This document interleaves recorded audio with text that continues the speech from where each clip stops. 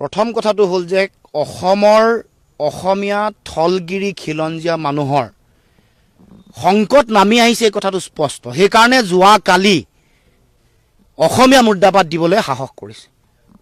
ক'ত সাহস পালে, কেনেকৈ সাহস পালে? চৰকাৰ এখন থকাৰ পাছত আৰু আজিলৈকে কৰায়ত্ব কৰিব পৰা নাই। এইটো কেনেকুৱা ধৰণৰ কথা? আৰু এগৰাকী মানুহক গুৱাহাটী মহানগৰত দিনতে বগৰাই আক্ৰমণ কৰা হৈছে, অত্যাচাৰ মাৰপিট কৰা হৈছে। সাংবাদিকসকলক, এগৰাকী সাংবাদিক যিসকল সাংবাদিকে সত্য অনুসন্ধান কৰিবলৈ যাওঁতে, বাতৰি পৰিৱেশন কৰিবলৈ যাওঁতে তাত কোনো নাচায় তেওঁ কোন ধৰ্ম, কোন জাতি জনগোষ্ঠী, অপৰাধটো চায়, কি ঘটনা চলি আছে সেইটো চায়।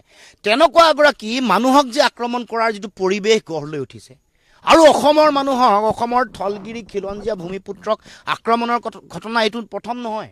অসমীয়া মুৰ্দাবাদ দিয়া ঘটনা এইটো প্ৰথম নহয়। এই বাৰে ঘটি থকা ঘটনাটো কি কাৰণে হৈছে, কাৰ কাৰণে হৈছে, আৰু অসমৰ মানুহক, আমাৰ খিলঞ্জীয়া মানুহক আজিলৈকে নিৰাপত্তা কিয় দিব পৰা নাই, এই প্ৰশ্ন কৰিব খুজিছোঁ। গতিকে মুখ্যমন্ত্ৰী ডাঙৰীয়াক ক'ব খুজিছোঁ যে অসমৰ ভূমিপুত্ৰ থলুৱা খিলঞ্জীয়া মানুহে নিজৰ অধিকাৰ, প্ৰাপ্য অধিকাৰ নিজৰ মাটিত পাব লাগিব। এইটো শ্লোগান হ'ব নোৱাৰে। জাতি মাটি ভেটি ৰক্ষা কৰাটো কেৱল মাত্ৰ বিশাল জনসভাত মুখ্যমন্ত্ৰী আৰু ৰাজনৈতিক নেতাৰ ডাঙৰ ভাষণ হ'ব নোৱাৰে। প্ৰকৃত অধিকাৰ আমি পাব লাগিব। অসমৰ মাটিত আমি আমাৰ নিৰাপত্তা আৰু সুৰক্ষা সুনিশ্চিত কৰিবৰ কাৰণে চৰকাৰে ব্যৱস্থা গ্ৰহণ কৰিব লাগিব। এইটো মৌলিক দায়িত্ব। কাৰণ আমি অনাদি অনন্ত কালৰ পৰা এইখন অসমত আছোঁ। এয়া মাটি ভেটি, আমাৰ এইখন মাটি ভেটিত আমি আমাৰ নিজৰ জীৱন জীৱিকা আমি বৰ্তাই আছোঁ। আমি কাকো কেতিয়াও অন্যায় আৰু অনিষ্ট কৰিবলৈ যোৱা নাই। গতিকে আমি আমাৰ অধিকাৰ পাব লাগিব, আৰু আমি আমাৰ নিৰাপত্তাটো সুনিশ্চিত কৰাৰ চৰকাৰৰ দায়িত্ব আছে। গতিকে আমি আহ্বান জনাইছোঁ, আৰু জনগণকো আহ্বান জনাইছোঁ, সজাগ সচেতন হৈ থাকিব লাগিব।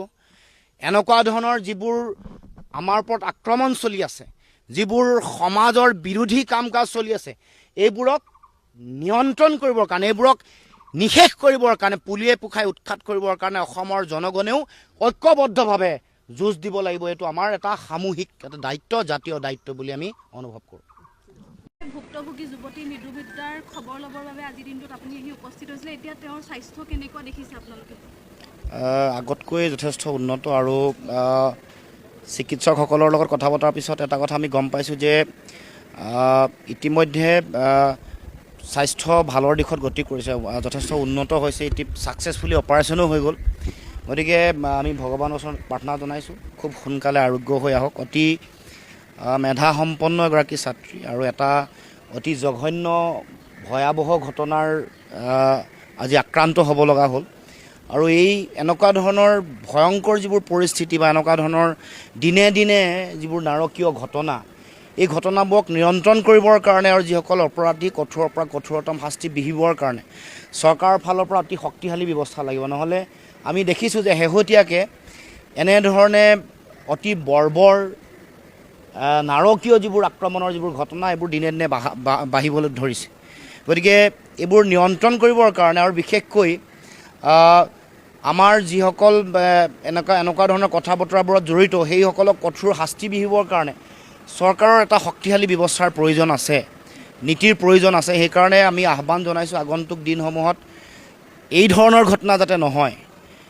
দিনে বাঢ়ি অহা অপৰাধ প্ৰৱণতা, এনেকুৱা ধৰণৰ অপৰাধজনিত যিবোৰ কথা বতৰা, এইবোৰক কঠোৰ হাতেৰে দমন কৰিবৰ কাৰণে চৰকাৰে ব্যৱস্থা গ্ৰহণ কৰিব লাগিব।